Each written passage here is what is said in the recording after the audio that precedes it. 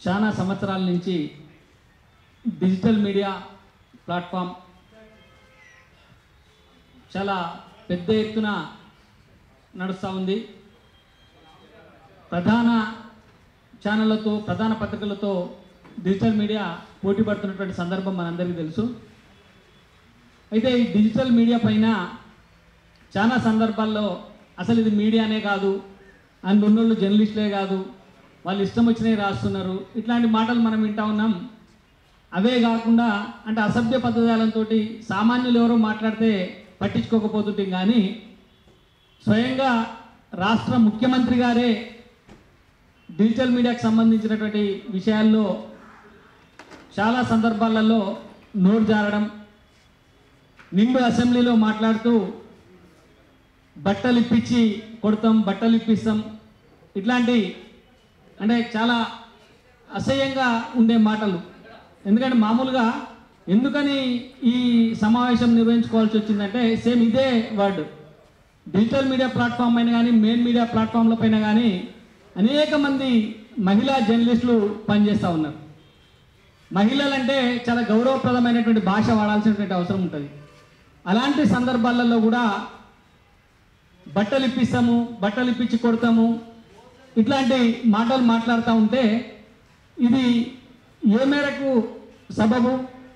ఒక బాధ్యత కలిగినటువంటి వ్యక్తులు ఇలాంటి మాటలు ఎట్లా మాట్లాడతారు? అసలు డిజిటల్ మీడియా ఉండబడేటువంటి హక్కులు అధికారాలు ఏంటి? దీన్ని ఏ రకంగా మనం అంటే ఇట్లాంటి వాటిపైన పోరాడాలంటే ఏ రకంగా ముందుకు తీసుకుపోవచ్చు అనేటువంటి విషయాలన్నింటినీ తెలుసుకోవడం కోసం మనం మన గౌరవ ఎంపీ గారు, అంతకంటే ముందు వారు జర్నలిస్టు, పటాన్చెరు ప్రాంతంలో ఈనాడు పత్రికలో జర్నలిస్టుగా పనిచేస్తూ అనేక భూ కుంభకోణాలను బయటికి తీసినటువంటి వ్యక్తి. ఒక స్ట్రింగర్గా రాసినటువంటి వార్త బేస్ చేసుకొని ఆ రోజు అసెంబ్లీలోనే దానిపైన ఒక సభా సంఘాన్ని ప్రత్యేక కమిటీని వేసి ఆ వార్త పైన అంటే ఆయన వెలికి తీసినటువంటి కుంభకోణాల పైన అనేక విచారణలు జరిగినటువంటి సందర్భం కూడా ఉన్నది. మరి దాంతోపాటు ఒక న్యాయవాదిగా భారతదేశంలోనే గొప్ప న్యాయవాదుల్లో ఒకరిగా పేరొందినటువంటి రఘునందన్ రావు గారు అనేక ప్రధానమైనటువంటి కేసులలో వారు వాదించడం, చాలా న్యాయవాదిగా గొప్ప న్యాయవాదిగా పేరు తెచ్చుకున్నటువంటి వ్యక్తి. జర్నలిజంలో గొప్ప జర్నలిస్ట్గా, చిన్న ప్రాంతంలో పనిచేసిన గొప్ప జర్నలిస్ట్గా పేరు తెచ్చుకున్నారు.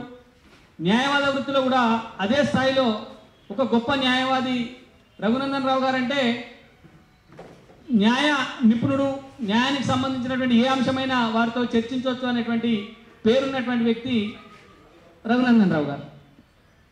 అట్లనే తెలంగాణ రాష్ట్ర ఉద్యమానికి అవసరం వచ్చినప్పుడు తెలంగాణలో ఉద్యమం జరుగుతున్నటువంటి సందర్భంలో తన అవసరం వచ్చింది అనుకున్నప్పుడు న్యాయవాద వృత్తిని ఇతర అన్ని అంశాలను పక్కన పెట్టి పూర్తి సమయ ఉద్యమకారునిగా, నేను ఎందుకంటున్నా అంటే చాలామంది పార్ట్ టైం ఉద్యమకారులు ఉన్నారు. అంటే ఒకవైపు వ్యాపారాలు కొనసాగిస్తూ వృత్తి కొనసాగిస్తూ ఇంకేవో కొనసాగిస్తూ ఉద్యమకారులుగా ఉన్నటువంటి పార్ట్ టైం ఉద్యమకారులుగా కాకుండా పూర్తి సమయం ఉద్యమకారుడిగా ఆయన తెలంగాణ ఉద్యమంలో పనిచేసినటువంటి వ్యక్తి రఘునందన్ రావు గారు.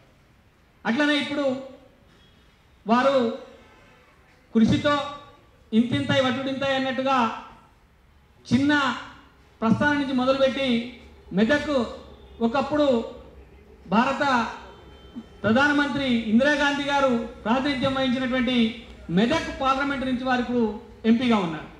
అంటే ఈ రకంగా కూడా దేశంలో గుర్తింపు పొందినటువంటి ఒక నియోజకవర్గం నుంచి వారు ఎంపీగా గెలవడం జరిగింది. వారు ఎంపీగా పోటీ చేస్తున్నటువంటి సందర్భంలో చాలామంది రఘునందన్ గారేంది మెదక్లో గెలుస్తారా, ఆడబోయేందుకు పోటీ చేస్తున్నాడు, ఆయన అసలు అంత పోటీ చేసే శక్తి ఉందా అనేటువంటి మాటలు మనం అందరం విన్నాం. మీడియాలో కూడా వచ్చినాయి, చాలామంది హేళనగా మాట్లాడిన సందర్భం కూడా ఉన్నది. కానీ పట్టుదలతోటి ఒకసారి ఓడిపోయినా మళ్ళొకసారి పట్టుదలతోటి కృషి చేసి వారు మెదక్ పార్లమెంట్లో కూడా విజయం సాధించడం జరిగింది. అంటే ఇన్ని అనుభవాలు ఉన్నాయి కాబట్టి ఈ అనుభవాల మేళవింపుగా ఆయన మనకి ఈరోజు అసలు డిజిటల్ మీడియా గురించి, జర్నలిస్టుల హక్కుల గురించి, మనకు రాబోయేటువంటి రోజుల్లో డిజిటల్ మీడియా ఇంకా విస్తృతి జరిగేటువంటి అవకాశాలు ఉన్నాయి కాబట్టి వాటన్నిటి పరిస్థితి ఏ రకంగా ఉంటుంది, భవిష్యత్తులో కూడా ఎలా ముందుకు పోవాలనేటువంటి అనేక అంశాలపైన వారు మనకు మార్గనిర్దేశనం చేస్తారు. దాని తర్వాత మనం అడిగేటువంటి ప్రశ్నలకు కూడా వారు మనకు జవాబులు ఇస్తారు. ఈ కోణంలో ఆలోచన చేసే తెలంగాణ జర్నలిస్ట్ యూనియన్ వైపు నుంచి డిజిటల్ మీడియా కూడా ఒక విభాగం ఉంటే బాగుంటుంది, ఈ వింగ్ ఉండాలనేటువంటి ఉద్దేశంతో మనం ఈ డిజిటల్ మీడియా విభాగాన్ని ఏర్పాటు చేసుకున్నాం. దీంట్లో ఏర్పాటులో చాలా విపరీతంగా కృషి చేసినటువంటి వ్యక్తి సోదరి నిర్మల. వేదికపైకి రాము. నిర్మల వీరి టీం కూడా చాలా ఉంది. అట్నే మా భరత్, మా ఆల్ ఇండియా సెక్రటరీ వారు భరత్ గైడెన్స్లో ఈ కార్యక్రమం అంతా జరిగింది. చాలా తక్కువ సమయంలోనే మనం దీన్ని పెద్ద ఎత్తున ముందుకు తీసుకుపోవడానికి ఒక అవకాశం దొరికింది. కాబట్టి ఈ కార్యక్రమాన్ని కూడా మనం ఇప్పుడు ఏర్పాటు చేసుకున్నాం. అంటే ఈ ఆవిర్భావ కార్యక్రమమే రగన్న చేతుల మీదుగా జరుగుతూ ఉంది. లిస్ట్ ఏదో భరత్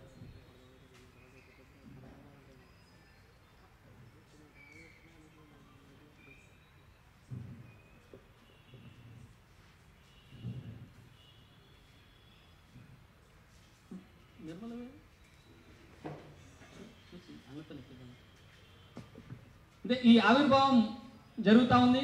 ఇది కాకుండా ఇది ఒకటే కమిటీ కాదు, ఇంకా భవిష్యత్తులో చాలామంది మనతో కలిసి వచ్చే వాళ్ళందరినీ కూడా కలుపుకొని పోతూ దీన్ని పెద్ద విస్తృతం చేయబోతా ఉన్నాం. ఒకటే అంశం ఏంటంటే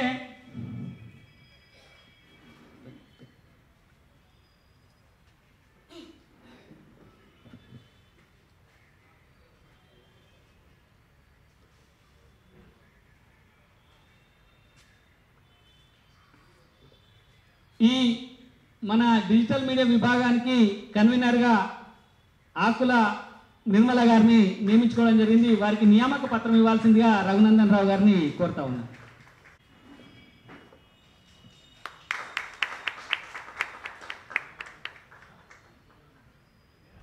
ఎవరు? Vasant co convener.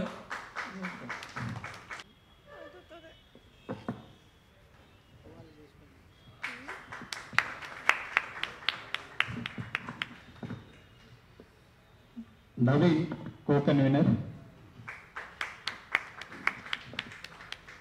Next Gangadhar general secretary.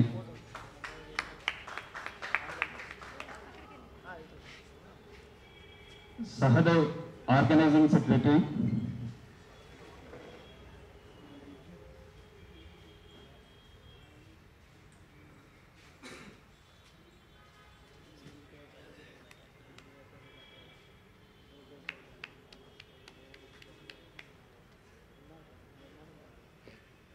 Shailaja additional secretary.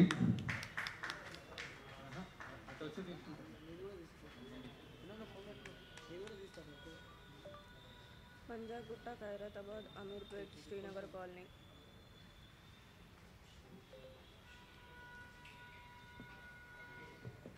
Mahesh.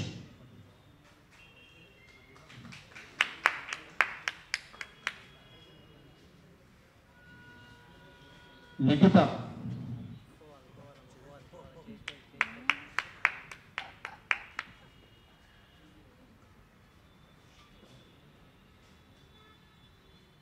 Ajit.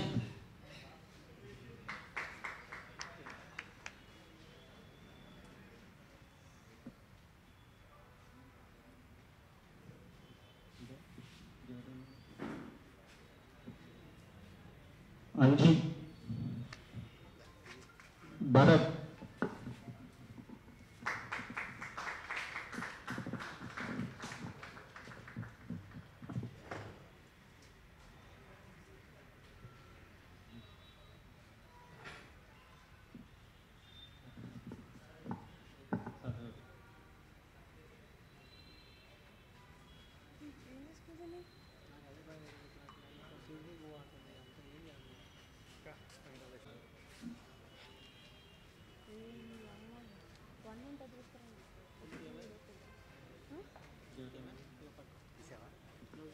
Mounika.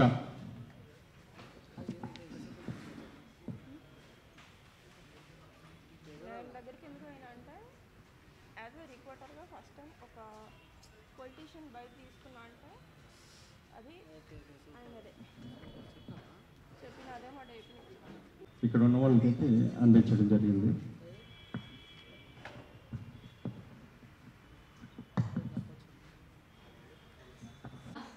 మనస్ఫూర్తిగా ధన్యవాదాలు తెలియజేస్తున్నాను. ఈరోజు ఈ సభ ఏర్పాటు చేయడానికి గల కారణాలు కూడా డిజిటల్ మీడియాకి అవగాహన కలిగించడానికి, డిజిటల్ మీడియా హక్కుల కోసం, ప్రజల కోసమే, అంటే జనం కోసమే మనం ఉన్నాం అనేలాగా, జనం కోసం జర్నలిస్టులు జనం కోసమే పోరాడతారు, జనం హక్కుల కోసము, జనం బాధల కోసము ఏ సందులో ఉన్నా వెలికి తీస్తారు. కాబట్టి వాళ్ళు ఎలా ముందుకెళ్ళాలి, వాళ్ళ హక్కుల కోసం ఎలా పోరాడాలి అని ఈరోజు డిజిటల్ మీడియాకి అండ్ అందరికీ కూడా, జర్నలిస్టులు అందరికీ కూడా అవగాహన కలిగించడానికే ఇక్కడికి రఘునందన్ రావు గారు రావడం జరిగింది. ఎందుకంటే సీనియర్ మోస్ట్ జర్నలిస్ట్, అలాగే అడ్వకేట్ గారు కూడా, కాబట్టి ఆయన సలహాల మేరకు మేము కూడా ముందడుగేస్తామని చెప్పేసి మనస్ఫూర్తిగా మేము చెప్తున్నాము. అదేవిధంగా ఇంతకు ముందు చాలామంది సీనియర్స్ జర్నలిస్టులు ఉన్నారు. ఇప్పుడు మేము ఇప్పుడిప్పుడే వచ్చిన వాళ్ళము, మీ నుంచి మేము చాలా నేర్చుకోవాల్సిన వాళ్ళము. ఎందుకంటే ఎవరు ఎలా మాట్లాడుతున్నారనే విషయం పైన కూడా మేము ఎలా ముందుకెళ్ళాలి, ఏ అడుగు ఎక్కడేస్తే ఏ పొరపాటు జరుగుతుందో అనే ఒక చిన్న సందేహం, సంకోచం, అవన్నీ కూడా మేము మీ నుంచి నేర్చుకొని ముందడుగు వేసి ప్రజల కోసం పోరాడాలి అని చెప్పేసి మేము అనుకుంటున్నాము. మీ అందరి సహకారం కూడా మాకు లభిస్తుంది అనుకుంటున్నాము ఖచ్చితంగా. అదేవిధంగా ఈరోజు కన్వీనర్గా నాకు బాధ్యతలు అప్పచెప్పినందుకు మనస్ఫూర్తిగా ధన్యవాదాలు తెలియజేస్తున్నాను. ఈ బాధ్యతను సంపూర్ణంగా నిర్వర్తిస్తాను. నేను జనం కోసం జర్నలిస్టులు అనే మాటని నిలబెడతానని ఈ సభాముఖంగా తెలియజేస్తున్నాను. Thank you so much. ధన్యవాదాలు. సో అలాగే సార్ వచ్చినందుకు thank you so much. So ఒక సీనియర్ జర్నలిస్ట్గా మీ దగ్గర నుంచి ప్రతి ఒక్కటి, అంటే ముందుకు ఎలా వెళ్ళాలి అనే ఉద్దేశంతో ఈ ఒకటి ఏర్పాటు చేయడం జరిగింది. సో మీ సలహాలతోటి మేము ముందుకు ఎలా వెళ్ళాలి, ఎలా ప్రశ్నించాలి అనే విధంగా ఈ ఒక ఉద్దేశంతో ఈ ఒక టీంని ఏర్పాటు చేయడం జరిగింది.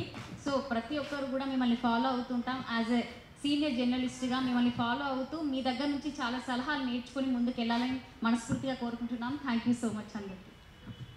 జర్నలిస్టులకు అనేక రకాలైనటువంటి గౌరవం ఇచ్చేది, సహాయకాలు అంటే గౌరవం ఇచ్చేటువంటి పరిస్థితి ఉండే. రాను రాను ఎవరో మామూలు చిన్నగా లీడర్, ఎవరో గల్లీ లీడర్ ఏదో మాట్లాడిండు అనుకుంటే మనం పెద్దగా పట్టించుకోవాల్సినటువంటి అవసరం లేకుంటుండే. కానీ స్వయంగా ముఖ్యమంత్రి గారే డిజిటల్ మీడియాని ఒక మీడియాగా గుర్తించకుండా వాడు కూడా జర్నలిస్టే అనేటువంటి మాటల్ని వాడడం, తర్వాత కొంత అంటే మనం నొచ్చుకునే విధంగా ప్రవర్తించినటువంటి సందర్భాలు చాలా ఉన్నాయి. అసెంబ్లీలో కూడా మన గురించి లేదా డిజిటల్ మీడియాలో ప్లాట్ఫామ్లో ఉండబెట్టే వాళ్ళ గురించి అనేక సందర్భాలలో అనేక విషయాల్ని వారు మాట్లాడడం జరిగింది. మన దురదృష్టవశాత్తు మన ప్రెస్ అకాడమీ ఉంది, కానీ ప్రెస్ అకాడమీ కూడా తన గుడుగుడు కొంచెం గుండెరగ మంటని చూసినావా, చిన్నప్పుడు కథ ఆడుకుంటాం, ఎంత ఆ గిరిగీసుకొని అందులో వాళ్ళకు సంబంధించినటువంటి వ్యక్తులతో మాత్రమే మాట్లాడుతూ వాళ్ళని మాత్రమే జర్నలిస్ట్గా గుర్తిస్తున్నటువంటి సందర్భం ఉన్నది. కానీ వాస్తవ పరిస్థితులను చూసుకుంటే రాష్ట్రంలోనే కాదు దేశంలో కూడా అత్యధికంగా కుంభకోణాలను, అక్రమాలను బయటికి తీసి ప్రపంచానికి తెలియజేసిండేది డిజిటల్ మీడియా. అది వెబ్సైట్ కావచ్చు, యూట్యూబ్ ఛానల్ కావచ్చు, లేకపోతే ఇతరత్ర ఇంకేదైనా ప్లాట్ఫామ్ ద్వారా కావచ్చు. డిజిటల్ మీడియాలో వచ్చిన తర్వాత, వెబ్సైట్లలో కొన్ని వార్తలు వచ్చిన తర్వాతనే వాటిని బేస్ చేసుకొని మెయిన్ మీడియా ఫోకస్ చేస్తున్నటువంటి సందర్భం ఉన్నది. ఇప్పుడు కూడా ఈరోజు జరిగేటువంటి అనేక కార్యక్రమాలని మనం చూస్తే కూడా డిజిటల్ మీడియా జర్నలిస్టులు చాలా వ్యయ ప్రయాసాలకు వచ్చి పోయి అనేక వార్తల్ని వెలికితీస్తే వాటిని బేస్ చేసుకుని ఇలా మెయిన్ మీడియా వార్తలు రాసుకోవడం, ప్రింట్ మీడియా అయితే రాసుకోవడమో లేకపోతే ఎలక్ట్రానిక్ మీడియా అయితే వాళ్ళకు ఉండే విస్తృత పరిధిని బట్టి ఆ వార్తను ఇంకా విస్తృతంగా చేసేటువంటి పరిస్థితులు మనకు కనబడతా ఉన్నాయి. కానీ ఏదైతే కష్టపడి వెలికి తీస్తున్నటువంటి వ్యక్తి ఎవరైతే ఉన్నారో జర్నలిస్టు, అతను డిజిటల్ మీడియా జర్నలిస్ట్. ఏదో కొన్ని సందర్భాల్లో కొందరు ఏదో అసభ్యంగా మాట్లాడుతున్నారని, లేకపోతే వాళ్ళు ఒక వ్యక్తికో లేకపోతే ఒక పార్టీకో అనుకూలంగా పనిచేస్తూ మన ఇతర అసత్యాలను వ్యాప్తి చేస్తున్నారనేటువంటి సందర్భాలనే అది వాస్తవంగా కూడా జరుగుతుంది, జరగట్లేదని మనం ఏం చెప్పట్లే. కానీ ఎవరైతే చేస్తున్నారో వాళ్ళ మీద చర్యలు తీసుకోవాలి, కానీ వాళ్ళ గురించి మాట్లాడాలి. కానీ అట్లా అసత్యాలు ప్రచారం చేసేటోళ్లకు, లేకపోతే వాళ్ళు ఇతరత్ర వార్తలు వేసి బ్లాక్మెయిల్ చేసేటోళ్ళకేమో అండగా ఉంటున్నారు వీళ్ళు. వాళ్ళ ద్వారానే గత ప్రభుత్వాన్ని అనేక రకాలుగా బదనాములు చేయించి, అనేక రకాల వార్తలు వేయించి ప్రచారం చేసుకొని ఆ బేస్తోనే ఇలా ముఖ్యమంత్రి పీఠం పైన కూర్చున్నటువంటి వ్యక్తి రేవంత్ రెడ్డి గారు. మరి అదే పని మిగతా వాళ్ళు కూడా వేరే పార్టీలు కూడా ఇప్పుడు చేస్తున్నారు కావచ్చు. వాళ్ళ కొన్ని మీడియా ఛానల్ నుండి వాళ్ళు దాన్ని వాడుకుంటున్నారు కావచ్చు. దాన్ని మనం కాదనట్లేదు. కానీ అంత మాత్రాన స్వయం కృషితోని ఒక జర్నలిస్ట్గా ఎదగాలని చెప్పి, మనం ఈ సమాజంలో అవసరమైనటువంటి వార్తల్ని మనం ఇవ్వాలని చెప్పి, అవినీతిని వెలికి తీయాలని చెప్పినటువంటి ఒక చిత్తశుద్ధితో వచ్చి స్వతంత్రంగా మనం ఛానళ్ళను పెట్టుకుని అనేక వ్యయ ప్రయాసాలు కోరిస్తే మనల్ని కూడా అదే ఘాటన కట్టి అవినీతి పరులుగానో, అక్రమార్కులుగానో, చదువు రాని వాళ్ళగానో ఇట్లా రకరకాల మాటలతోటి మనల్ని కూడా అదే ఘటన కట్టడం సరికాదు. ముఖ్యమంత్రి గారిని నేనేం కోరుకుంటున్నానంటే, ఎవరైనా అవినీతికి పాల్పడితే మీ దగ్గర చిట్టా ఉంటుంది, మీకు పూర్తి సమాచారం ఉంటుంది, ఇంటెలిజెన్స్ వ్యవస్థ మీ దగ్గర ఉంటుంది కాబట్టి మీరు చర్యలు తీసుకోండి, మాకేం అభ్యంతరం లేదు. ఎవరైనా అసభ్యంగా మాట్లాడితే, వాడకూడని పదాలు వాడితే వాళ్ళపైన చర్యలు తీసుకోండి, ఆ వ్యక్తి పైన మాత్రమే చర్యలు తీసుకోండి. ఎవరో ఒకరు మాట్లాడిందని చెప్పి, ఎవరో ఒకరు అసభ్యంగా మాట్లాడిందని చెప్పి మొత్తం డిజిటల్ మీడియాని అంతా కూడా బ్లాక్మెయిలర్స్గా మీరు భావిస్తే, మీరు మాట్లాడితే మేము దానిపైన చట్టరీత్యా, మళ్ళీ చెప్తా ఉన్నా ముఖ్యమంత్రి గారికి, చట్టరీత్యా చర్యలు తీసుకోవడానికి వెనుకాడము. ఖచ్చితంగా చట్టాన్ని ఆశ్రయిస్తాం. మాకు జరిగినట్టు మొన్న మీరు మాట్లాడినారు అసెంబ్లీలో, బట్టలు ఉడదీస్తా అని మాట్లాడినారు. ఎవరి బట్టలు ఉడదీస్తారు ఇలా? ఇక్కడ మీ ఇంతమంది చెల్లెళ్ళు, అక్కలు ఉన్నారు, ఎంతో మంది మహిళలు ఇలా డిజిటల్ మీడియాలో పనిచేస్తూ ఉన్నారు. బట్టలు ఉడదీస్తా అనేటువంటి మాట ఎంత పెద్ద మాట, ఎంత మంది మనసులను గాయపరుస్తుందో ముఖ్యమంత్రి గారు ఆలోచన చేసిండ్రా? మీరు ఒక వర్డ్ వాడే ముందర ఆచితూచి వాడితే బాగుంటుంది. అట్లాంటి పదాలు మళ్ళొక్కసారి మీరు వాడితే డిజిటల్ మీడియా మీద, మళ్ళొక్కసారి డిజిటల్ మీడియా వ్యక్తుల్ని దొంగలని, అరాచకవాదులని, బ్లాక్మెయిలర్స్ అని ఇట్లాంటి మాటలు కనుక వాడితే మేము దానిపైన ఇప్పుడు ఒక నిర్మల గారి నాయకత్వంలో కొంతమంది అసోసియేషన్గా ఏర్పడడం, భవిష్యత్తులో దీన్ని విస్తరిస్తాం, చాలామందిని ఇందులోకి తీసుకొని వస్తాం. రాజకీయాలతో మాకు సంబంధం లేదు. ఏ రాజకీయ పార్టీ నాయకుడైనా సరే డిజిటల్ మీడియాలో డిజిటల్ మీడియా వ్యక్తుల్ని అందరినీ అంటగట్టి మాట్లాడితే దానిపైన మేము చర్యలు తీసుకుంటాము. మీరు ఎవరైనా ఒక వ్యక్తి మాట్లాడితే, ఒక ఛానల్ మాట్లాడితే ఆ ఛానల్కి సంబంధించి ఆ పేరు పెట్టి చెప్పండి, ఇక ఫలానా వాళ్ళు అసభ్యంగా మాట్లాడినరు, ఫలానా వాళ్ళు అక్రమాలకు పాల్పడుతుండ్రు, ఫలానా వాళ్ళు అవినీతికి పాల్పడుతుండ్రు, ఫలానా వాళ్ళు ఫలానా పార్టీకి కొమ్ము కాస్తుండ్రు అని చెప్పి మీరు ఆ స్పెసిఫిక్ ఆ పేరు పెట్టి చెప్పండి. మాకు అభ్యంతరం లేదు, అట్లాంటి వాళ్ళను మేము దూరం పెడతాం. కానీ ప్రభుత్వం చేసేటువంటి అనేక అక్రమాలను బయటకు తీస్తూ ఉంటే, వీళ్ళకి మా స్వామి కూర్చున్నాడు, బాబురావు ఇక్కడనే ఉన్నాడు, మా బాబురావు కామారెడ్డి, గొర్రెల స్కామ్ జరిగితే గొర్రెల స్కామ్ మీద మేము స్వామి, బాబురావు మన యూనియన్ లెటర్ మీద ఆర్టీఐకి ఇస్తే ఆర్టీఐలో బయటపడ్డది ఏంటంటే, ఒక స్కూటీ మీద 60 గొర్రెలను సరఫరా చేసినట్టుగా మనకు ఆధారాలు వచ్చింది. ఆధారాలు వచ్చిన తర్వాత దాని మీద మనం కంప్లైంట్ చేసినాం. ఆ మూలం ఆ కంప్లైంట్ తీసుకొని అనేక పత్రికలలో వార్తలు రాసినాం. ఆ మూలం కంప్లైంట్ తీసుకొని ఇలా గుంజితే ఇలా 1000 కోట్ల స్కామ్ బయటకు వచ్చింది కదా. ఆ స్కామ్ రేవంత్ రెడ్డి గారు తీయలే, మేము వార్తలు రాస్తే, మేము చెప్తే, మేము ఆర్టీఐ తీసి బయటకు ఇస్తే నువ్వు పేపర్లు పెట్టుకొని మాట్లాడినావు, స్కామ్ జరిగింది, స్కామ్ జరిగింది, స్కామ్ జరిగింది అని చెప్పి. మరి అలా ఇలాంటి స్కామ్లను బయటికి తీసినాం, అనేక రకాలైనటువంటి స్కామ్లను బయటికి తీసినాం. ధరణి విషయంలో తెలంగాణ జర్నలిస్ట్ యూనియన్గా నేను, మా స్వామి, మిగతా అందరం ఒక 20 మందిని కలిసి మొత్తం రాష్ట్రం అంతా 5000 కిలోమీటర్లు యాత్ర చేసి ధరణిలో అక్రమాలు జరుగుతున్నాయని చెప్పి ఒక రిపోర్ట్ బయట పెట్టినాం. మేము బయట పెట్టినాక కదా మాట్లాడినాం, ధరణిలో అక్రమాలు జరుగుతున్నాయి, ధరణిలో అక్రమాలు జరుగుతున్నాయి, ధరణిలో అక్రమాలు జరుగుతున్నాయి. మరి అప్పుడు అది వచ్చింది కూడా డిజిటల్ మీడియాలోనే, అది వచ్చింది కూడా మన డిజిటల్ పేపర్లలోనే, అవి వచ్చినాయి కూడా సోషల్ మీడియా ప్లాట్ఫామ్స్ మీదనే. మరి అవన్నీ బయటకు తీసినప్పుడేమో జర్నలిస్టులు మంచోళ్ళు, మీకు అనుకూలమైనటువంటి అవకాశాలు ఇచ్చినప్పుడు జర్నలిస్టులు మంచోళ్ళు. ఇప్పుడు మీ ప్రభుత్వంలో మీరు చేస్తున్నటువంటి అన్యాయాలను, అరాచకాలను బయటకు తీస్తూ ఉంటే ఇలా జర్నలిస్టులు, డిజిటల్ మీడియా జర్నలిస్టులు ద్రోహులు, దొంగలు, పనికి రానోళ్ళు కాలు మీద కాలేసుకొని కూర్చుంటారు, లేస్తే నమస్కారం పెట్టారు, చూస్తే తన్నాలనిపిస్తుంది. ఇట్లాంటి మాటలు మాట్లాడితే దీని పక్కనే ఉన్నటువంటి మీడియా అకాడమీ చైర్మన్ గారు ఖండించాల్సినటువంటి మీడియా అకాడమీ చైర్మన్ గారు నవ్వుతా చూస్తా ఉన్నారు. అది మీకు కూడా వర్తిస్తుంది. ఆ చెప్పుతోని కొట్టాలనేటువంటి వార్త, ఆ మాట, ఆ వ్యాఖ్య మీడియా అకాడమీ చైర్మన్ కూడా వర్తిస్తుందని చెప్పి ఆయన గుర్తిస్తే బాగుంటుండే. ఇలా నా చెల్లెళ్ళను నా తమ్ముళ్ళను అంటే వాళ్ళ మనసుకు బాధ అయింది. వాళ్ళు ఎవరికి చెప్పుకోవాలా? వాళ్ళు ఎక్కడికి పోవాలి? నువ్వు చెప్పు తీసుకొని కొడతా, బట్టలు కూడా తీసి కొడతా అని చెప్పి మాట్లాడుతూ ఉంటే వాళ్ళ మనసుకు బాధ అయితే వాళ్ళు ఎక్కడికి పోవాలా? అట్లాంటి విషయాల కోసమే మనం ఎక్కడికి పోవాలా, ఎవరిని ఆశ్రయించాలా, మనకు ఉండబడేటువంటి హక్కులేంది, చట్టం ఏం చెప్తుంది, ఏ రకంగా వాళ్ళ మీద మనం చర్యలు తీసుకోవాల్సినటువంటి విషయాల్ని మనకు పూర్తిగా తెలియజెప్పడం కోసమే ఇలా మన రఘునందన్ రావు గారిని మనం ఆహ్వానించడం జరిగింది. చాలామంది ఈ విషయంలో రఘునందన్ రావు గారిని ఇక్కడికి పిలవడానికి మనం చాలా సందర్భాలలో మీటింగులు పెట్టుకొని మాట్లాడుకున్నాం. కొందరు అన్నారు రఘునందన్ అన్న బీజేపీ కదా, మెదక్ ఎంపీ కదా, ఆయన పార్టీ కదా. అంటే నేను అన్నింటికంటే ముందు చెప్పింది ఏంటంటే రఘునందన్ రావు గారు మొదలు అడ్వకేట్. ఈ న్యాయ వ్యవస్థలో ఉండబడేటువంటి అంశాలన్నింటిపైన క్షుణ్ణంగా మాట్లాడగలిగినటువంటి వ్యక్త కాబట్టి మనకు ఆయన ఒక్కడే దీనికి సంబంధించినటువంటి పూర్తి న్యాయం చేయగలుగుతాడు, అన్ని రకాల సలహాలు ఇవ్వగలుగుతాడని చెప్పి మనం మాట్లాడుకొని వారిని ఇక్కడికి ఆహ్వానించడం జరిగింది. కాబట్టి మన మిత్రులే కదా ఇలా లైవ్లో చూస్తున్నటువంటి వాళ్ళు, ఈ అసోసియేషన్తో కలిసి వచ్చినా కలిసి రాకపోయినా రఘునందన్ రావు గారు చెప్పేటువంటి మాటలను మీరు వింటే భవిష్యత్తులో మీకేమైనా ఇబ్బంది జరిగితే వాటిపైన కూడా మనం న్యాయపరంగా ఎలా కొట్లాడొచ్చో అర్థమవుతుందని చెప్పి వాళ్ళందరినీ కోరుకుంటా ఉన్నా. రండి, ఇందులో రాజకీయాలు లేవు, గ్రూపులు లేవు, విభేదాలు లేవు. మిగతా జనరల్ మొత్తం డిజిటల్ మీడియా అంతా కూడా మేము ఆహ్వానిస్తూ ఉన్నాం.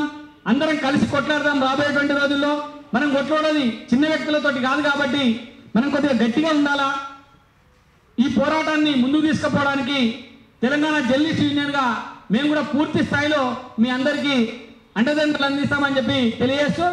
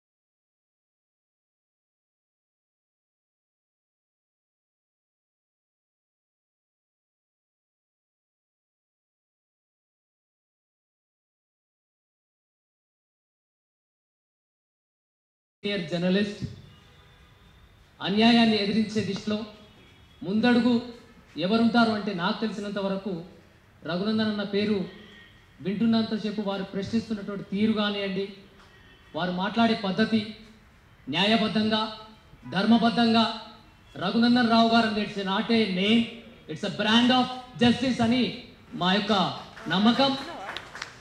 ఈ రోజున వారి యొక్క కార్యక్రమానికి వారి యొక్క అమూల్యమైనటువంటి సమయాన్ని వెచ్చించి ఇక్కడికి వచ్చినందుకు మా జర్నలిస్టులందరూ సోదరులందరి తరఫున, మా సీనియర్ జర్నలిస్టులందరి తరఫున మీకు స్వాగతం సుస్వాగతం అన్న. ఎస్పెషల్గా ఆచార్య దేవో భవ, గురుదేవో భవ, పెద్దలను గౌరవించాలి అని చిన్నప్పుడు చదువుకున్నటువంటి పదాలు, విలువైనటువంటి పదాలు ఏదైతే ఉన్నాయో మా సీనియర్ జర్నలిస్టులు శాటిలైట్ అయినటువంటి వాళ్ళందరినీ కూడా గౌరవంగా మేము ప్రతి ఒక్కరిని మేము మనస్ఫూర్తిగా వారిని గౌరవించుకుంటాం. మీరే మా గురువులు, మిమ్మల్ని చూసి మేము నేర్చుకుంటాం. సమాజం ఏంటంటే వాతావరణ పరిస్థితుల ప్రభావం వలన టెక్నాలజీ అనేది పెరిగిపోతున్నటువంటి పరిస్థితి. ఈ టెక్నాలజీలో గతంలో ఒక పేపర్తో స్టార్ట్ అయినటువంటి వార్తాపత్రికలు, తర్వాత ఎలక్ట్రానిక్ మీడియా వచ్చింది, ఎలక్ట్రానిక్ మీడియా తర్వాత ఇప్పుడు డిజిటల్ మీడియా వచ్చింది. ఎవరు కూడా ప్రభుత్వానికి ప్రజలకు మధ్య వారధిగా పనిచేసే వారి జర్నలిస్టులు తప్ప ఏ పార్టీలకి కొమ్ము కాల్చేటువంటి రక్తం జర్నలిస్టులు కాదు అని దృఢంగా నమ్ముతాం. చాలామంది అన్యాయాన్ని ఎదిరించే దిశలో కొంతమంది ప్రభుత్వం చేసేటువంటి వైఖరి, పోలీసులు చేసేటువంటి అరెస్టులు, మనకున్నటువంటి మన హక్కుల సాధన అనేది చాలామందికి తెలియదు. ఆ హక్కుల సాధన ఎలా చేసుకోవాలి, మన సమస్యలు వచ్చినప్పుడు ఎలా ఎదుర్కోవాలి అనేది పూర్తిగా క్షుణ్ణంగా ఈరోజు తెలియజేయడానికి, చట్టంపై డిజిటల్ మీడియాకి ఎలాంటి హక్కులు ఉన్నాయి అనేది తెలియజేయడానికి వచ్చినటువంటి రఘునందన్ అన్నగారికి మరొకసారి జర్నలిస్టు సోదరులందరి తరఫున నమస్కారం తెలియజేసుకుంటూ ఈ అవకాశం ఇచ్చిన మీ అందరికీ కూడా మరొకసారి జర్నలిస్ట్ లైఫ్